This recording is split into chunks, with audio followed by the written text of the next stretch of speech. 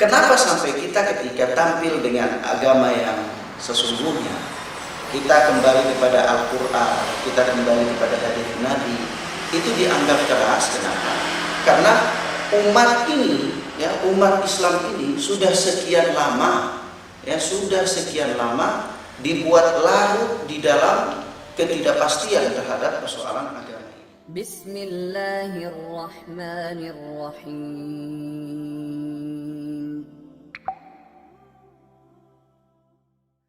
Terus kalau ada yang bilang Ustaz, kita punya seperti orang-orang yang kenal sunnah ini katanya orang-orang keras.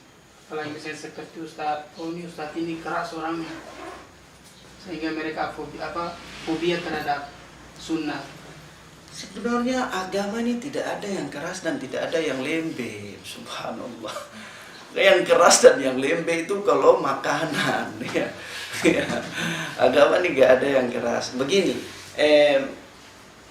kenapa sampai kita ketika tampil dengan agama yang sesungguhnya, kita kembali kepada Al-Quran, kita kembali kepada hadis Nabi, itu dianggap keras? Kenapa?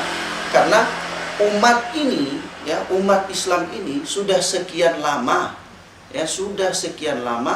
dibuat larut di dalam ketidakpastian terhadap persoalan agama ini.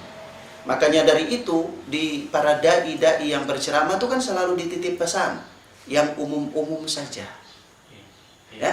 Jadi bicara tuh yang umum-umum saja tentang fadilah-fadilah, keutamaan-keutamaan, ya. Tidak boleh ajar orang tentang sholat itu yang benar, Nabi katakan begini, nggak boleh.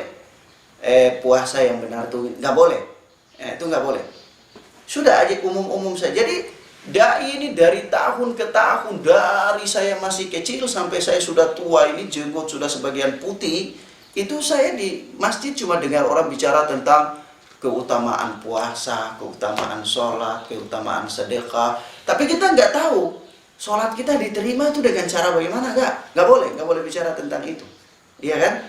Akhirnya kita tumbuh besar dengan lingkungan yang kita juga hanya belajar tuh dari lihat-lihat orang, lihat kakek-kakek sholat begitu, kita juga sholat begitu, tanpa kita belajar kenapa dia mesti begitu, ya, kenapa dia mesti sujud, kenapa dia baca apa di sujud, doa di sujud itu yang benarnya bagaimana, Nabi lakukan bagaimana, itu kan nggak pernah.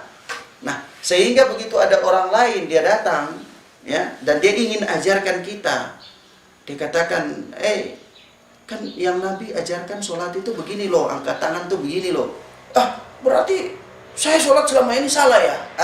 Akhirnya, kamu kok keras sekali ya. Muncullah istilah-istilah yang saya sesungguhnya itu adalah perasaan dia yang memang sudah menganggap, wah berarti saya salah. Akhirnya muncullah kalimat-kalimat seperti itu. Tapi coba saja kalau dia mulai membuka diri, sabar ya. Coba saya pelajari dulu, benar apa enggak ya? Mana yang kamu katakan itu? Nabi katakan begini. Di mana keterangan Nabi katakan itu, di mana? Jangan-jangan kamu karang-karang sendiri. Oh, ada dalam kitab hadis. Kitab apa? Oh ini, ya cari. Oh iya benar ada. Berarti saya begini itu selamanya? Oh enggak ada dalil saya. Nah, berarti kan ini enak. Artinya dia pengen mencari tahu dan belajar. Tapi kan kita tidak ada itu.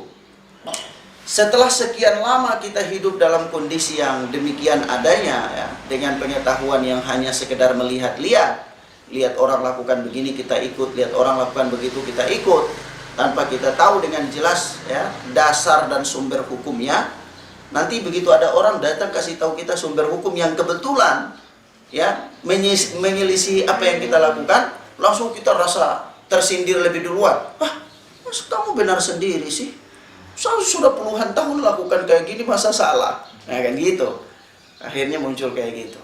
Tapi kalau sekiranya kita berlapang dada, sabar ya, saya periksa dulu benar apa enggak, yang kamu katakan itu benar apa enggak. Iya kan begitu.